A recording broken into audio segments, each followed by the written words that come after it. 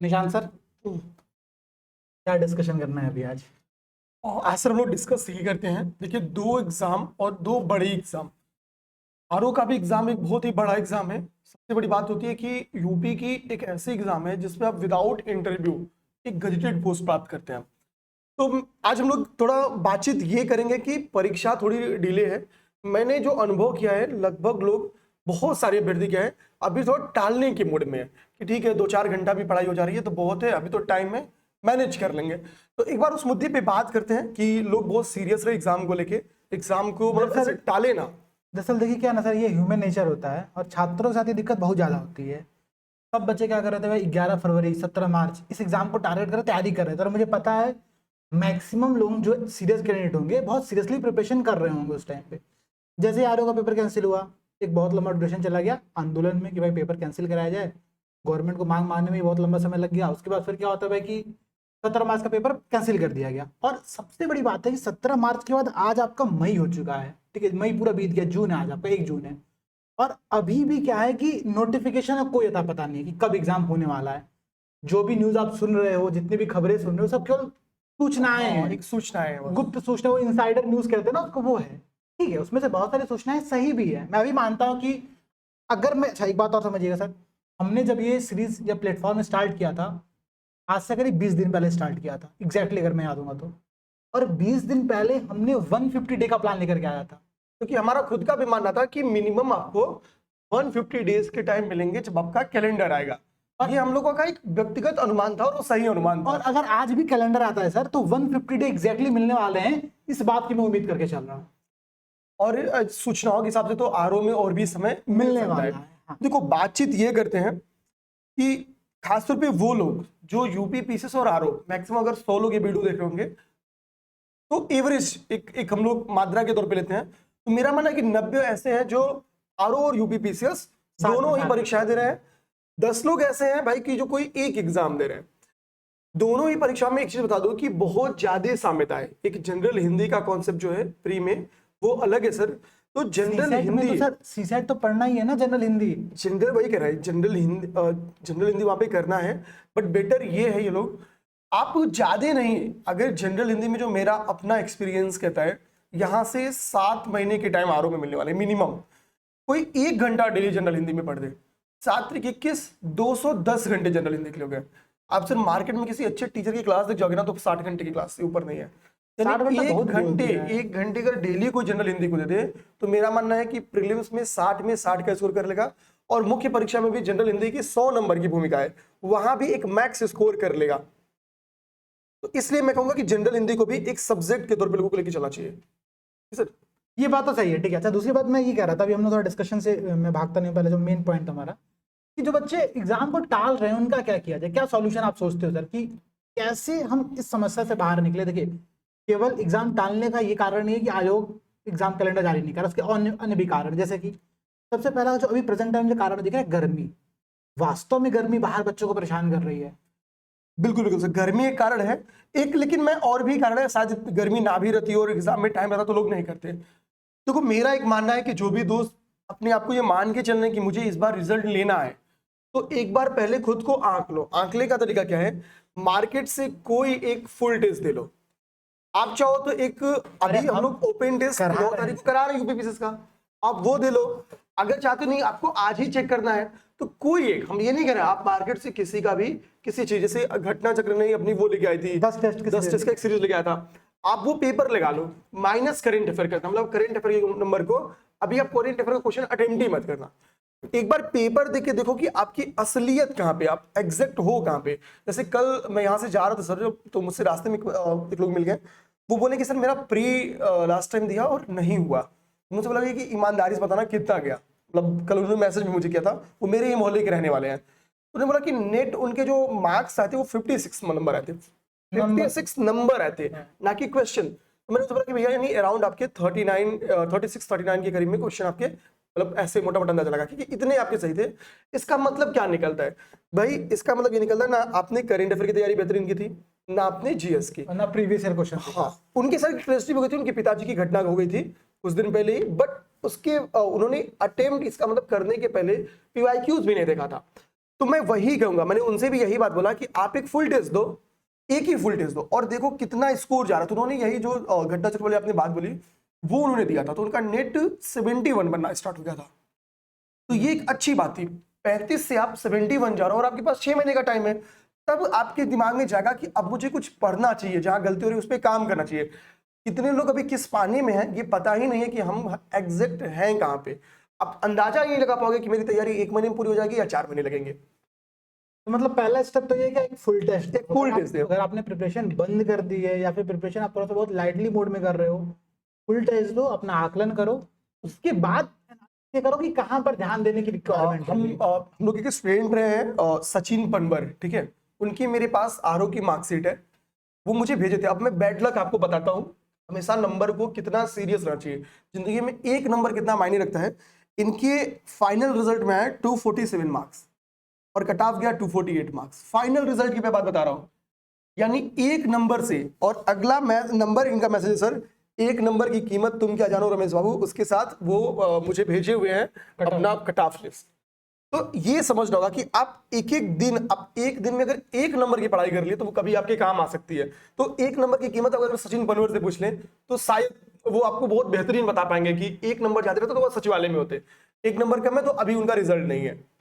तो मेरा ये रहेगा, समय गंवाने से बेटर है कि 6 महीने आप प्रीलिम्स और आरओ का एग्जाम कैसा है, प्रीलिम्स और मेंस की सेम पैटर्न, ना 70% टॉपिक का, तो 70% तैयारी तो एकदम जम के करिए कॉमन सब्जेक्ट की, ताकि प्रीलिम्स निकल जाए तो मेंस भी हो जाए आपका, ठीक है। और बाकी देखिए मेरा यही कहना है भाई कि एक शेड्यूल बनाओ अपना, ठीक है। मैं ये नहीं कह रहा दिन भर में आप 20 घंटा पढ़ो ना 10 घंटा पढ़ो, आप 6 घंटा भी पढ़ रहे हो अगर सफिशियंट है, निश्चिंत रहो इस बात को लेकर के। आप इफेक्टिव 6 घंटा पढ़ो, 6 घंटा में आप कुछ समय मेंस के लिए दो, कुछ समय प्रीलिम्स के लिए दो, और उसके बाद पढ़ने के बाद आप कुछ समय अपने ऊपर भी दो, हेल्थ पर दो भाई कि तबीयत ना खराब हो जाए। भाई स्पोर्ट्स खेलना, कुछ स्पोर्ट्स खेलो, किसी से फोन पर बात करना 1 आध घंटा तो वो भी कर लो, ठीक है। सब जरूरी है, लाइफ का बहुत इंपॉर्टेंट पार्ट होता है। निशान सर इसका मैं तो जानते हैं। तो मेरा कहने का मतलब है कि आपको करना पड़ेगा हर चीजें, इग्नोर आप नहीं कर सकते किसी बात को कि नहीं ठीक है भाई हमने क्या किया कि लाइफ के एक हिस्से को हटा दिया। अरे अभी नहीं बात करेंगे आप तो कब करोगे, अभी नहीं हेल्थ पर ध्यान दोगे तो कब ध्यान दोगे। दूसरी बात एक बार ये भी है कि अगर आपकी अभी 6 घंटे भी पढ़ाई होती है ना, बहुत आप सर लास्ट आते आते आपकी पढ़ाई ऑटोमेटिकली बढ़ जाएगी, क्योंकि जब एग्जाम के 6 महीने पहले अगर आप 6 घंटे की एवरेज पढ़ाई कर ले रहे हैं तो एग्जाम रहते थे आपको पता नहीं चलेगा कि आपकी पढ़ाई कब 10 घंटे को नहीं स्टार्ट हो गई। आपकी तैयारी अब कंप्लीट भी हो चुकी है, आपको रिवीजन करना रहेगा, फिर मजा आना स्टार्ट हो जाएगा। तो बेटा अभी मैं एक चीज और भी बोलूंगा सर इन लोग को, देखिए पीवाईक्यूज पे काम तो आप लोग करिए, लेकिन बेटर रहेगा, समय चूंकि ज्यादा है तो मैं कहूंगा घटना चक्र का पूर्वावलोकन की मेन सीरीज सॉल्व करिए। अभी आज ज्योग्राफी का मैंने वीडियो बनाया है, आप देखोगे 27 क्वेश्चन सर मैंने उसमें रिकॉर्ड किया है, 27 क्वेश्चन ज्योग्राफी में आए हुए हैं, उसमें से नेट 21 क्वेश्चन ज्योग्राफी के घटना चक्र की किताब से आए हुए हैं, पूर्वावलोकन की किताब है। अच्छा, पूर्वावलोकन की किताब से जब मैंने अभी क्वेश्चन चाटा तो खैर मैं तो इसको गेस किया हूं, यूपीपीसीएस प्रीलिम्स के उस 21 क्वेश्चन में मैक्सिमम 7-8 क्वेश्चन आए हुए हैं। बाकी स्टेट पीसेस से भी कुछ बाकी 8 से 9 क्वेश्चन यूपीपीसीएस मेंस से दिए हुए हैं, क्योंकि 2017 तक का पेपर ऑब्जेक्टिव था। कुछ 3-4 क्वेश्चन यूपीएससी के प्रीलिम्स के दिए हुए हैं जो शॉर्ट वाले होते हैं, ठीक है, मतलब नहीं कुछ फैक्ट्स देते हैं। 3-4 क्वेश्चन यूपीएससी के प्रीलिम्स से दिए हुए हैं, जो अवनालिका पर्तन वाला क्वेश्चन आपके प्रीलिम्स से था, मतलब 3-4 मैंने उस वीडियो में बताया हुआ है। तो इस चीज को समझना होगा, एक आध क्वेश्चन आरएएस से, 2-3 क्वेश्चन बीपीएससी से वो दिए हुए हैं। तो बेटर है कि आप लोग पूर्वावलोकन की लाइन बाय लाइन को आप इंपॉर्टेंट मानते हुए काम करें, ना कि ये कि जो यूपी आयोग पूछी है उसको इंपॉर्टेंट मानेंगे बाकी को छोड़ देंगे। ये कई लोग इस नेचर से पूर्वावलोकन, जैसे मैं इसमें आप लोगों को थोड़ा कॉन्सेप्ट क्लियर करता हूँ। देखिए अभी हम लोग क्या कर रहे हैं, हम लोग इस बुक को फॉलो कर रहे हैं। ये बुक क्या है, और केवल यूपीपीसीएस के पेपर का कलेक्शन, ये रिवीजन के मुद्दे से बहुत इंपॉर्टेंट बुक है। एग्जैक्टली, ये रिवीजन पर्पज है सर, इसका पर्पज हम लोग का बेसिक कॉन्सेप्ट पढ़ना नहीं है। उसके लिए देखो अगर हम लोग मुख्य पूर्वावलोकन पढ़ाएंगे तो हम लोग एक ही पूर्वावलोकन पढ़ाते पढ़ाते पूरा एग्जाम आ जाएगा। मैं मैक्सिमम हिस्ट्री खत्म कर पाऊंगा सर, मैक्सिमम पॉलिटी खत्म कर पाएंगे, यही ना हो पाएगा सर, क्योंकि भाई उतने क्वेश्चन दोनों मिला के फिर लगभग 12-13 हजार क्वेश्चन तो होंगे। तो मेरा काम क्या ना कि हम तो कॉन्सेप्ट समझाते चल रहे हैं, आप पैरेलली हमारे कितना मेहनत करें। जैसे मैं एक किताब, मैं ईमानदारी से एक टीचर को बताऊं, आप एक टीचर से की डबल उस पढ़ाई कर लो। जैसे मैं मान लो कि आपका जब 15,000 की एमसीक्यू हिस्ट्री डिस्कस करने आता हूं तो सर मैं उसके पहले 1.5 घंटे हिस्ट्री पढ़ता हूं। मेरी इंग्लिश वीक है तो मैं कोशिश करता हूं कि कुछ इंग्लिश के टर्म्स तैयार कर लूं, ताकि मेरी इंग्लिश, मैं एकदम ईमानदारी से बोल रहा हूं, मेरे इंग्लिश वाले स्टूडेंट को भी बहुत दिक्कत ना आए। तो मुझे पता है मैं 1 घंटे की क्लास के पढ़ाने के लिए मैं 1 घंटे 1.5 घंटे पढ़ता हूँ, यानी 2.5 घंटे मैं एक क्लास के पीछे आपकी खत्म करता हूँ। आप 2.5 घंटे क्या करो, 2.5 घंटे को आप 2 गुना कर लो, आप 5 घंटे पूर्वावलोकन पढ़ लो, उसमें से 1 घंटे हमारी क्लासेस देख लो, 4 घंटे आप खुद से पढ़ लो, तब आप हर अगले से 2 कदम आगे निकलोगे। और रिजल्ट किसका होना भाई, देखो मेन फाइट जो है सर स्टूडेंट्स को समझना होगा, वो प्रीलिम्स में मेन फाइट है, क्योंकि प्रीलिम्स में अगर 5 लाख लोग हैं तो 5 लाख पेपर देंगे, लेकिन मेंस में 5 लाख पेपर नहीं देंगे, मेंस में सीट का 15 गुना ही देंगे। सीट अगर 100 है तो भैया उसका 15 गुना पेपर देंगे, 1500। तो एक सीट पे तो फाइट उतनी है, चाहे 100 सीट रहे इतना ना सर, और या फिर 1000 सीट रहे, तो एक सीट पे एक्चुअली मेंस में उतनी फाइट है। यही रीजन देखेंगे इस बार, अब जब यूपी पीसीएस का रिजल्ट आया तो सबसे कम सीट पे आया, 150 एग्जीक्यूटिव पोस्ट पे रिजल्ट आया। और इस बार मैं कई लोग को जानता हूं जिन्होंने पहली बार मेंस लिखा था और पहली बार यानी उनका प्री रुका हुआ था, तो सबसे कम सीट उनका प्रीलिम्स हुआ, लेकिन रिजल्ट ले लिया एसडीएम की। क्यों? क्योंकि भैया मेंस में तो एक सीट पे उतनी ही फाइट है, जितनी फाइट 2020 में थी, जितनी फाइट 2021 में थी, 22 में थी, उतनी ही है। तो प्रीलिम्स में दम लगा दो, ये मेरा मानना है। और मेंस भी करते रहो पहली बात। दूसरी बात देखो, एक बात और है, आज से 20 दिन पहले ना हमने भी जीरो से ही स्टार्ट किया है, ठीक है। हमें पता है कि हम कहाँ से स्टार्ट कर रहे हैं, हमारी एक्सपेक्टेशंस क्या थी। अगर आपको यहाँ पर दिखाऊं भी सर, दिखा दिया ना सर। हाँ, अगर आप ये देखेंगे यहाँ पर हमने एक टारगेट का लिस्ट लगा के रखा हुआ है, ठीक है। इस पे हमने ये लिखा है कि हमारा टारगेट के सब जो हमारी यूट्यूब फैमिली है उसका सब्सक्राइबर का टारगेट कितना कितना था। अभी वो अगर मैं बताऊंगा तो आप लोग हंसते से पागल हो जाओगे, ठीक है। हमारा आज सर तारीख कौन सी, 1 जून को सर हमारा सब्सक्राइबर टारगेट यहाँ पर था 1000, ठीक है। 1000 टारगेट हमने लिख करके रखा और आज आप लोग देख रहे हो कहाँ पर है। क्यों है? कारण भी बहुत सिंपल सा है, कॉन्टिन्यूसली एफर्ट किया गया, ठीक है। हमने एफर्ट ऐसा किया भाई कि ठीक है कंटेंट आप लोगों को तो डिलीवर हो रहा है। सबसे अच्छी बात है कि आप लोग उसको लाइक करो, आप लोग कह रहे हो भाई ठीक है अच्छा कंटेंट है, इतने सारे लोगों के मैसेज आ रहे हैं, कॉल आ रहे हैं, तो लग रहा है कि ठीक है अभी जिस रास्ते पर हम लोग चल रहे हैं वो अच्छा है। तो सेम काम आप लोग करना है, जीरो से स्टार्ट कर, कोई दिक्कत नहीं है, करो। अब प्लस अभी जिसकी तैयारी जीरो पे भी सर, उसका भी रिजल्ट हो जाएगा। समय इतना, कभी भी आपको प्रीलिम्स के लिए एक चीज, इनको मैं एक चीज यहीं पे और बोलना चाहूंगा। आप मान लो कि आप यही एग्जाम पिछली 17 मार्च को दे रहे थे, आप प्रीलिम्स के लिए मन कितने दिन पहले बनाएंगे? कोई 6 महीने पहले मन नहीं बनाएगा सर। आपको 6 महीना मौका मिला है भाई एक्स्ट्रा, और ये तो मतलब 2-3 महीना जो पढ़ लिए उधर पढ़ ही लियोगे आप लोग। अभी सोचना, अब अभी आपका अब से तो प्रीलिम्स रुकना ही नहीं चाहिए। लेकिन देखिए सर मैं क्या बताता हूँ, जानते हैं ये 6 महीना मिलने से ना बहुत सारे लोगों की प्रिपरेशन गड़बड़ हुई है, सही किसी की नहीं हुई है। ये मैं एक फैक्ट बता रहा हूँ, जिसकी सही हुई है वो रिजल्ट ले भी लेगा, ये भी एक बहुत क्लियर सी बात है। तो भाई अब अपना अपना एनालिसिस कर लो आप लोग कि आपकी प्रिपरेशन सही हुई है या गड़बड़ हुई है। बेटर ये है कि आज से भी अगर आप लोग तैयार करोगे ना यार, तो आज से भी मतलब मैं बताऊं कि 150 days। ऐसा होगा ना कि तैयारी ऐसी कर लोगे कि कोई रोक ही नहीं पाएगा। प्रीलिम्स की बात नहीं कर रहा हूँ, अंतिम रिजल्ट तो कोई नहीं रोक पाएगा। 6 महीने के टाइम आपको पता है, आज से आप 4 घंटा केवल प्री पढ़ो और 4 घंटा केवल मेंस पढ़ो, 50-50 कर लो। 4 घंटे प्री, 4 घंटे मेंस, 8 घंटे की पढ़ाई कर लो बस, ज्यादा देर नहीं। कब तक? प्रीलिम्स के 2 महीने पहले तक। आप अगर 4 महीने सर 4 घंटे कोई प्री पढ़ेगा तो मेरा मानना है पूरी घटना चक्र का पूर्वावलोकन 2 बार खत्म कर डालेगा। अब सोचिए बाकी के बचे 2 महीने आप केवल प्रीलिम्स पढ़िए, हर एक महीने में कम से कम पूरी पूर्वावलोकन की सीरीज 2 बार खत्म करोगे, 7 बार 6 बार आपकी जो पूर्वावलोकन खत्म हो जाएगी। कौन सा क्वेश्चन आपसे गलत होगा? कोई क्वेश्चन नहीं गलत होगा, पूर्वावलोकन नहीं गलत होगा, करंट अफेयर नहीं गलत होगा, टेस्ट लगाए रहोगे। कई और ऐसे क्वेश्चन जो मतलब एनालिसिस पावर के दम पे, क्षमता के दम पे आपका सही हो जाता है। मैं इसी बार भी पेपर में देखा बहुत सारे क्वेश्चन पूर्वावलोकन से नहीं आए थे, बट मुझे ऐसा लगा यार क्वेश्चन तो बहुत ही आसान थे। क्योंकि जैसे आप क्या करते हो, जब आप चीजें पढ़ते हो तो आप केवल पढ़ नहीं रहे होते हो, आपके मन में, आपके दिमाग में माइंड मैपिंग हो रही होती है, ठीक है, कि ये फैक्ट आप यहाँ पे स्टोर होता गया, ठीक। जब आप सामने को रिलेटेड फैक्ट और देते तो चीजें कोरिलिंग करती भाई कि हाँ ठीक है ये तो मैंने कहीं ना कहीं पढ़ता, चेतन और चेतन मन में दिमाग में कहीं तो कुछ चीज फैक्ट घुसी हुई है, आप उस बेसिस पे आंसर लगा दो। जैसे हम लोग कहते हैं तुक्का लगाना, सर तुक्का लगाना थोड़ी होता है।